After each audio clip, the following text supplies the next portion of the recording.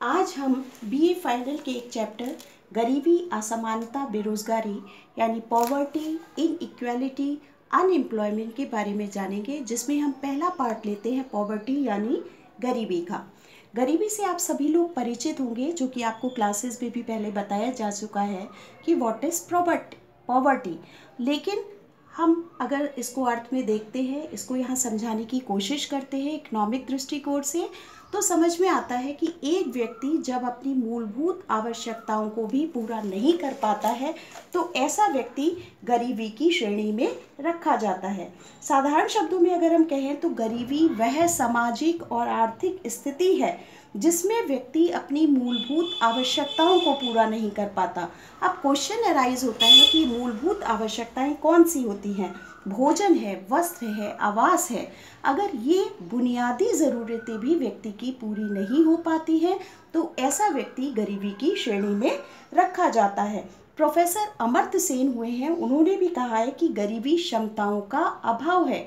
अगर किसी व्यक्ति के पास क्षमताएं नहीं हैं तो ऐसा व्यक्ति गरीब व्यक्ति की श्रेणी में, गरीबी की श्रेणी में रखा जाएगा। और निर्धनता स्वयं ही अपनी जननी है, ऐसा भी कहा जाता है, क्योंकि आप लोगों ने जब गरीबी का दुष्चक्र पढ़ा था तो उसमें बताया गया था कि निर्धनता स्वयं अपनी जननी है। यदि समाज का एक बड़ा हिस्सा निर्धनता से पीड़ित है तो ऐसी स्थिति में आर्थिक समृद्धि अर्थहीन हो जाती है, क्योंकि जीवन यापन की न्यूनतम आवश्यकताओं को ही व्यक्ति जो है प्राप्त नहीं कर पाता है। तो हम ऐसे में आर्थिक समृद्धि की बात या आर्थिक विकास की बात हम कैसे कह सकते हैं? इसी तरह से आप देखिए, नीति आयोग ने बताया है कि जीवित रहने, स्वस्थ रहने एवं दक्षता के लिए न्यूनतम जरूरी आवश्यकताओं का अभाव ही गरीबी है। अब जीवित रहने के लिए क्या ज़रूरी है? फॉर लिविंग के लिए क्या ज़रूरी है? पानी, वाटर, भोजन, फूड। जिंदा रहने के लिए, जीवित रहने के लिए मनुष्य के लिए ज़रूरी जो चीज़ है वो है पानी और भोजन। अगर उसे यही प्राप्त नहीं हो पाता है तो ऐसा व्यक्ति को हम गरीबी की श्रेणी में रखेंगे। स्वस्थ रहने के लिए, फॉर हेल्थ, उसको क्या ज़रूरी है? पोषण। उसकी डाइट कैसी होनी चाहिए? उसमें प्रोटीन होने चाहिए, विटामिन होने चाहिए, बैलेंस डाइट होनी चाहिए। तो अगर वो भी, उसकी भी पूर्ति नहीं हो रही है तो ऐसा व्यक्ति भी गरीबी की श्रेणी में रखा जाएगा।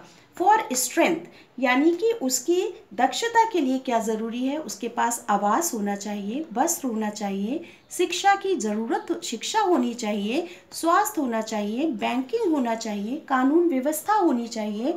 अगर इन सभी सुविधाओं का अभाव है तो ऐसा व्यक्ति भी गरीबी की श्रेणी में रखा जाएगा। और अब हम देखते हैं कि टाइप्स ऑफ पॉवर्टी, गरीबी के प्रकार। गरीबी को हम 3 भागों में बांट सकते हैं: एब्सोल्यूट पॉवर्टी यानी निरपेक्ष गरीबी, सापेक्षिक गरीबी रिलेटिव पॉवर्टी, मानवीय गरीबी ह्यूमन पॉवर्टी। अब हम तीनों को जानेंगे कि ये किस तरह की पॉवर्टी है, इनको हम किस तरह से डिफाइन कर सकते हैं। फर्स्ट आती है एब्सोल्यूट पॉवर्टी यानी निरपेक्ष गरीबी। जो निर्धनता की सीमा रेखा से नीचे रहते हैं उन्हें हम निरपेक्ष निर्धन मानते हैं, क्योंकि इनकी प्रति व्यक्ति उपभोग की जाने वाली न्यूनतम कैलोरी की मात्रा बहुत कम होती है। तो न्यूनतम उपभोग स्तर के द्वारा जिस गरीबी का हम अनुमान लगाते हैं उसे हम निरपेक्ष गरीबी या एब्सोल्यूट पॉवर्टी कहते हैं। आय व उपभोग व्यय इतना कम होता है कि व्यक्ति न्यूनतम भरण पोषण के नीचे स्तर पर रह रहा होता है। जब आय कम होगी तभी उसका उपभोग व्यय भी कम होगा। अगर उसकी आय बढ़ जाएगी तो वो कुछ भाग अपना उपभोग पर भी व्यय करेगा। तो निरपेक्ष गरीबी में हम मोस्टली क्या करते हैं? न्यूनतम भरण पोषण के स्तर से नीचे जो भी व्यक्ति रह रहे हैं उनको हम निरपेक्ष गरीबी के अंतर्गत मानते हैं। दूसरा है सापेक्षिक गरीबी। समाज के औसत व्यक्ति की तुलना में किसी व्यक्ति के उपभोग, आय और संपत्ति का अभाव जब होता है तो उसे हम सापेक्षिक गरीबी कहते हैं। इसके अंतर्गत विभिन्न लोगों की आय और जीवन स्तर आदि की तुलना की जाती है।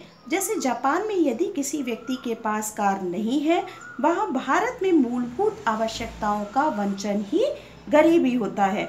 व्यावहारिक समाज में ऐसा नहीं होता कि सब लोगों का जीवन स्तर और आय का स्तर एक सा होता है। सिर्फ एक आदर्श समाज में ही हम ऐसी कल्पना कर सकते हैं कि लोगों का जीवन स्तर समान होता है।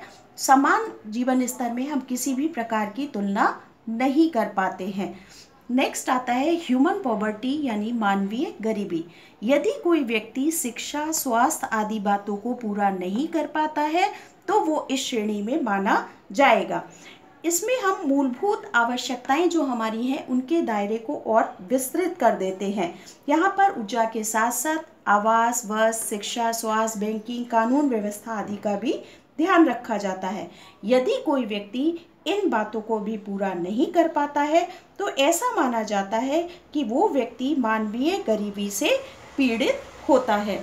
नेक्स्ट वीडियो में मैं आपको निर्धनता के कारण और प्रभाव के बारे में भी बताऊंगी। Till then, good bye.